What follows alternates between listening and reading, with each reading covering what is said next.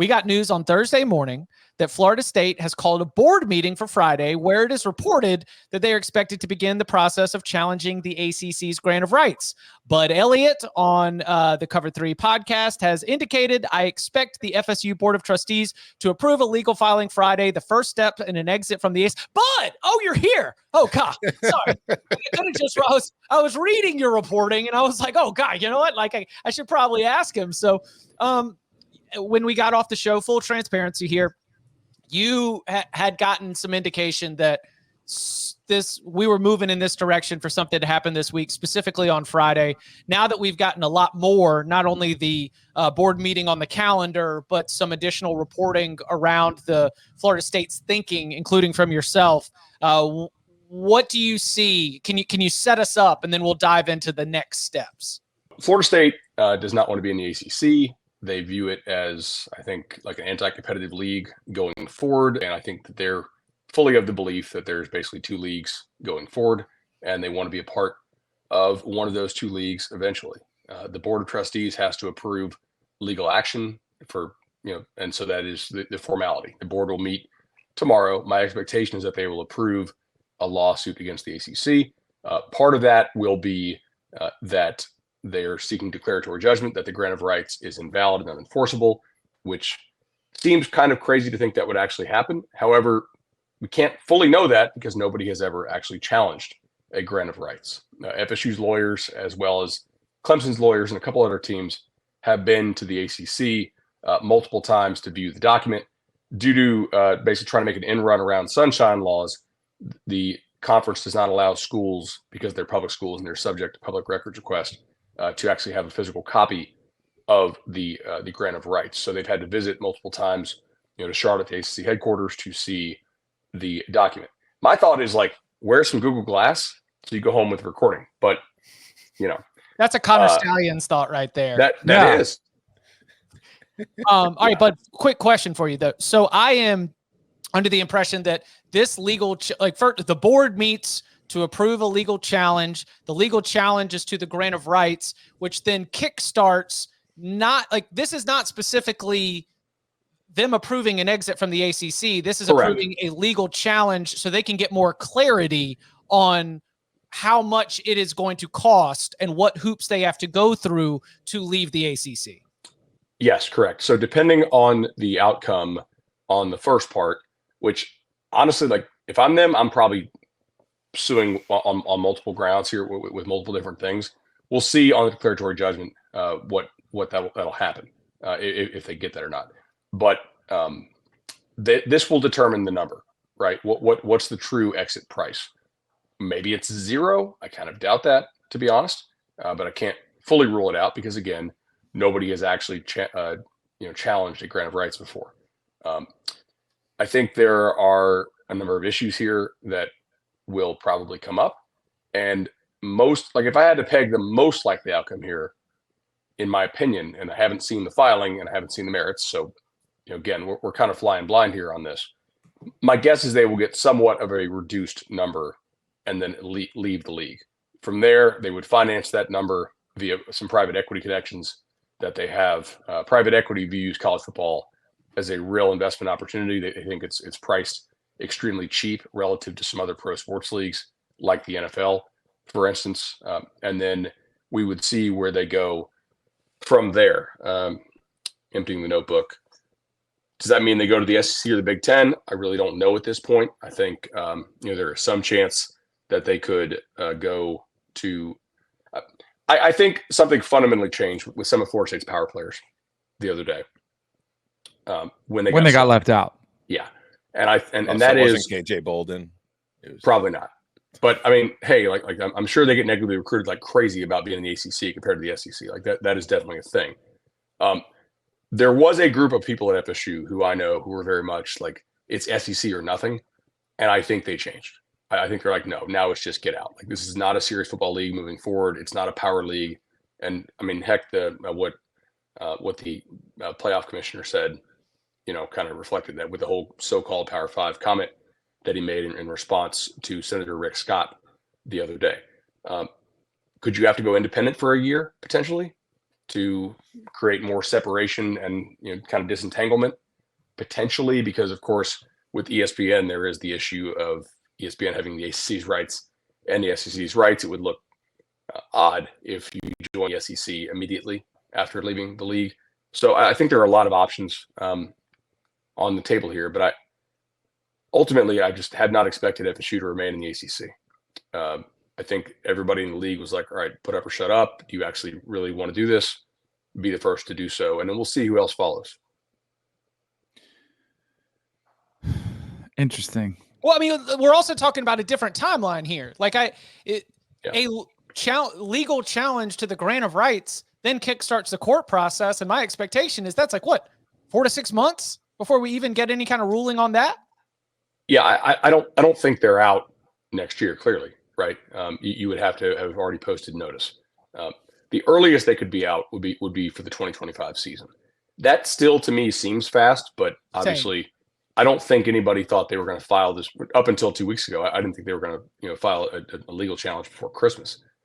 So, to me, this thing does seem to be moving faster than I expected overall. So I can't fully rule out that they'll be out of the ACC in a year.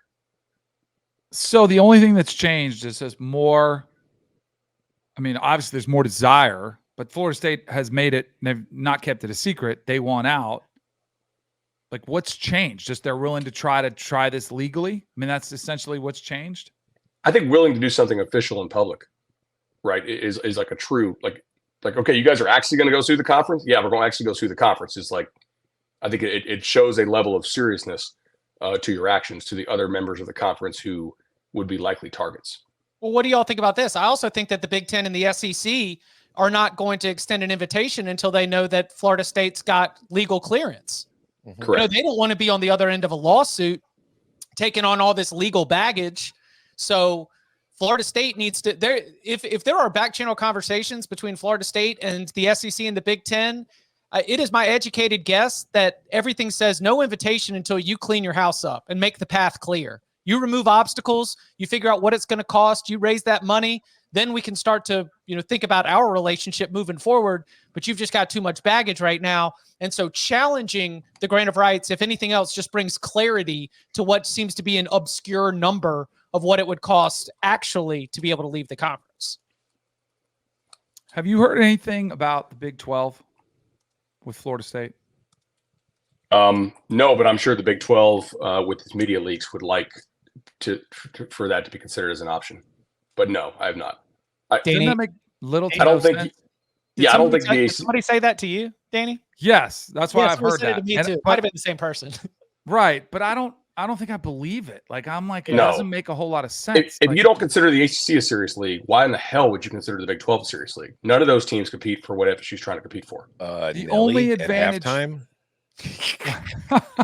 Well, the only advantage would be if you can't win this grant of rights and somehow you're able to get out of the ACC and go to the Big 12 from some deal that is cut, your TV deal would be up sooner, right? And then you could possibly be open to go wherever you want in 5 or 6 years when all these TV deals are up again. That's the way I'm reading it. But again, I don't think it makes much sense. Yeah. The Brett Yormark as the Maverick who's going to break everything and rebuild everything. I think that you'd be hitching not necessarily to the Big 12 specifically, but to his aggressive behavior in the conference landscape. Just the idea that you might have, I don't know, a better chance of not getting locked into something that's lasting until 2036. Right. Let's poll the Knowles. You guys have no sway. But where would you rather go, the Big Ten or the SEC? All things equal? Yeah. What'd he say? SEC? He said all things equal? And then what? I don't know. You got muted. I'm asking, like, are all things equal? Is what I'm asking. Which league would you rather be in? I think you'd rather be in the SEC.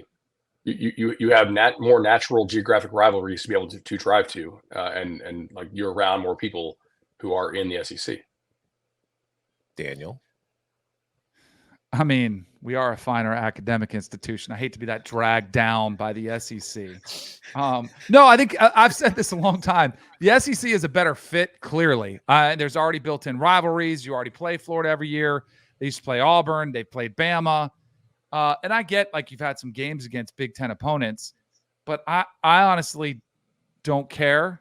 I wonder if there's any aspect, because, I mean, if you're upset at ESPN, if you had everything's equal, do you say, screw ESPN, I'm going to go play for Fox? Is there any personal animus in there?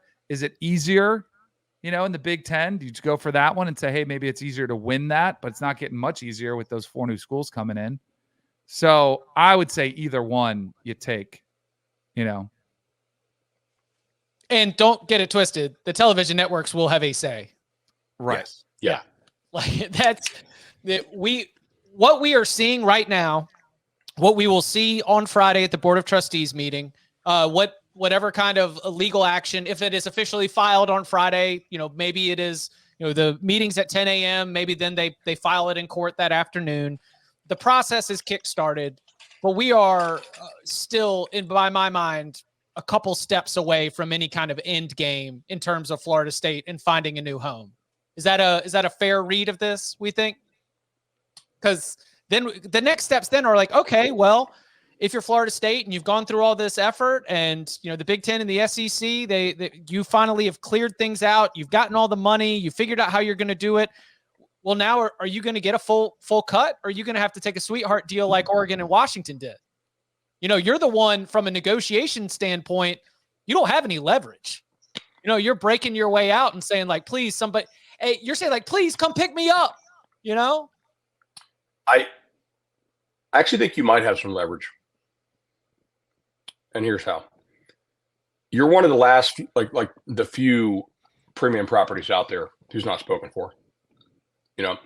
Could the SEC have had an interest in Oregon and Washington? In theory, sure. But there were some real complications with that. If you're free and clear, you're like, hey, I just paid this thing off. I can go wherever I want.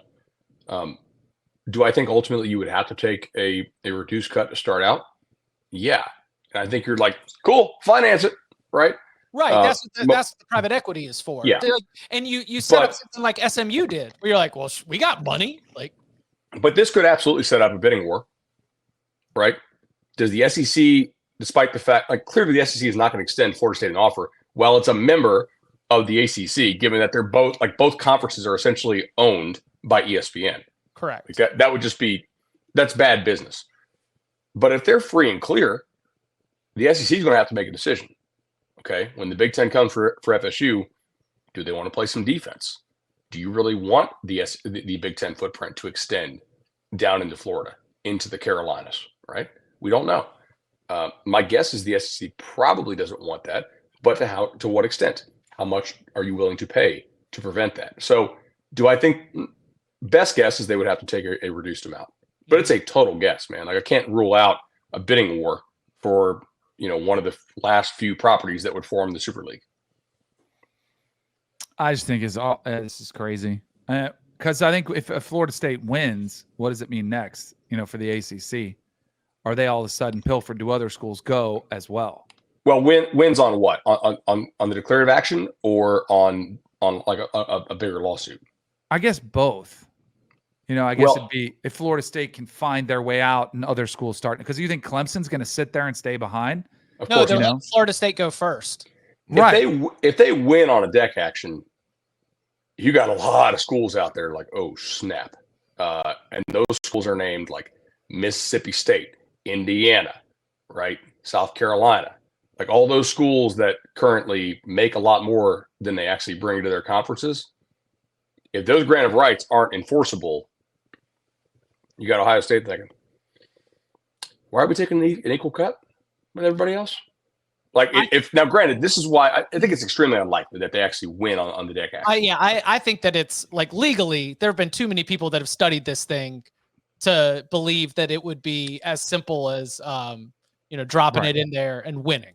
This is just going to be a war of attrition that costs a bunch of money in the long run until somebody finally breaks. That's all it's going to be.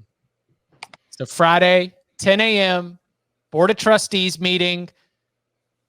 think we expect that will be approving some legal action, and that is the first step in trying to get some clarity in terms of the actual path for Florida State to get out of the ACC.